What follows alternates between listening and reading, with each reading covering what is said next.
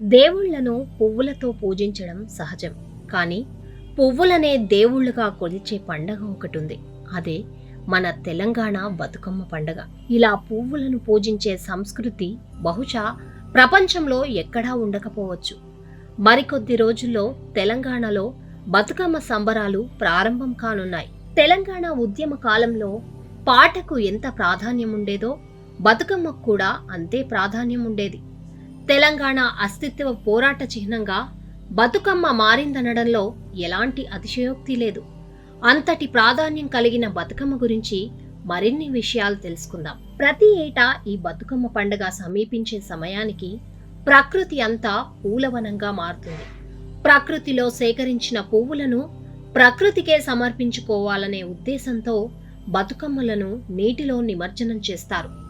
నిత్యనూతనమైన తెలంగాణ వాకిట్లో సిరిలొలికించే ప్రకృతి పండుగ బతుకమ్మను మహిళలు భక్తి పారవశ్యంతో జరుపుకోవడం ఆనవాయితీ.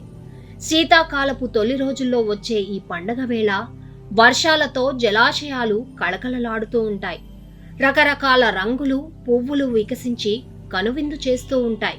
గునుగు పూలు, తంగేడు పూలు ఎక్కడ చూసినా విరబూసి ఉంటాయి. బంతి, చేమంతి, నందివర్ధనం లాంటి పూలకు కూడా ఇదే సీజన్. సోంపు పూలు, టేకు పూలు కూడా ఇదే సీజన్లో లభిస్తాయి. గుమ్మడి, కట్లాయి, అల్లి పూలు ఇదే సమయంలో విరబూస్తాయి. ఆశ్వయుజ మాసం పెత్తరమాసతో బతుకమ్మ వేడుకలు ఆరంభమవుతాయి. అష్టమి వరకు కొనసాగే ఈ పండగలో కేవలం ఆచారమే కాదు, శాస్త్రీయత కూడా దాగి ఉంది. కొత్త బట్టలు ధరించి ఇత్తడి తాంబూలంలో గుమ్మడి ఆకులు పరిచి వాటి మీద తంగేడు పూలు పేరుస్తారు.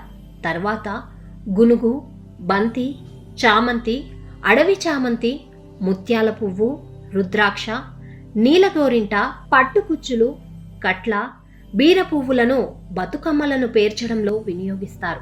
బతుకమ్మకు వాడే పువ్వులన్నీ ఔషధ గుణాలు కలిగి ఉంటాయి. తంగేడు పూలు గొంతు, మూత్ర సంబంధిత సమస్యలకు ఔషధంగా పనిచేస్తాయి. గునుగు పువ్వు యాంటీ డయేరియా, యాంటీ డయాబెటిక్ లక్షణాలు కలిగి ఉంటాయి.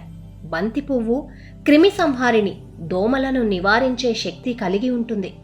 చామంతి కాలిన గాయాలకు, దెబ్బలకు, కంటి సంబంధిత రోగాలకు, జీర్ణానికి ఔషధంగా వాడతారు. ఇది యాంటీ బ్యాక్టీరియా లక్షణాలు కలిగి కాలుష్య కారకమైన బెంజీస్, అమోనియా వాయువులను పీల్చుకుని గాలిని శుద్ధి చేస్తుంది. ఇలా బతుకమ్మ పేరిట వాడే ప్రతి పువ్వుకు అనేక ఔషధ గుణాలుంటాయి.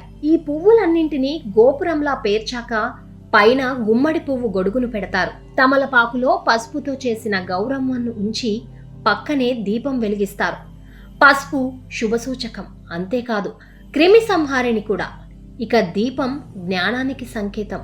అది గాలిని శుద్ధి చేస్తుంది, క్రిములను హరిస్తుంది. బతుకమ్మలోని పూలకున్న ఔషధ గుణాలు నిమజ్జనం సందర్భంగా నీటిని శుద్ధి చేసి నీటి ద్వారా వచ్చే రోగాలను హరిస్తాయి. 9 రోజులు జరుపుకునే బతుకమ్మ పండుగలో ఎన్నో విశిష్టతలు దాగి ఉన్నాయి. ఆడపడుచులు తమ మనోభావాలను పాటల ద్వారా వెల్లడిస్తారు. సంతోషాన్ని అడుగులు, చప్పట్ల ద్వారా ప్రదర్శిస్తారు. స్త్రీల సౌందర్య ఆరాధనం, అలంకార నైపుణ్యం, కళాత్మక దృష్టి బతుకమ్మను పేర్చడంలో ఉట్టిపడుతుంది. పండగలో తల్లి బతుకమ్మ, పిల్ల బతుకమ్మలు పేర్చడం ద్వారా తల్లి పక్కనే పిల్ల ఉండాలనే స్త్రీ మాతృత్వ హృదయం ఎలాంటిదో అవగతమవుతుంది. త్రికోణం స్త్రీకి సంకేతం. త్రికోణంలోని పసుపు ముద్ద సంతాన సౌభాగ్య ప్రదాయిని అయిన గౌరీదేవికి చిహ్నమని పూర్వీకులు ఆడపడుచులకు అర్థమయ్యే రీతిలో చెబుతుంటారు.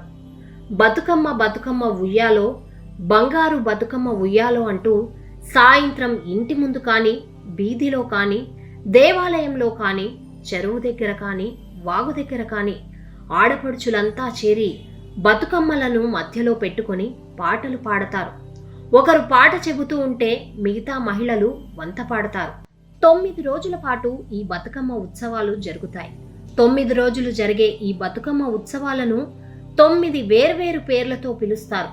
తొలి రోజు ఎంగిలిపూల బతుకమ్మ, రెండవ రోజు అటుకుల బతుకమ్మ, మూడో రోజు ముద్దపప్పు బతుకమ్మ, నాలుగో రోజు నానబియ్యం బతుకమ్మ, ఐదో రోజు అట్ల బతుకమ్మ, ఆరో రోజు అలిగిన బతుకమ్మ, ఏడో రోజు వేపకాయల బతుకమ్మ, 8వ రోజు వెన్నముద్ద బతుకమ్మ, 9వ రోజు సద్దుల బతుకమ్మ. ఇలా రోజుకో పేరుతో అమ్మవారిని కొలుస్తారు. 6వ రోజున అలిగిన బతుకమ్మకు నైవేద్యం ఉండదు. కానీ మిగిలిన అన్ని రోజుల్లో రోజుకో రకం పదార్థాలను అమ్మవారికి నైవేద్యంగా సమర్పిస్తారు.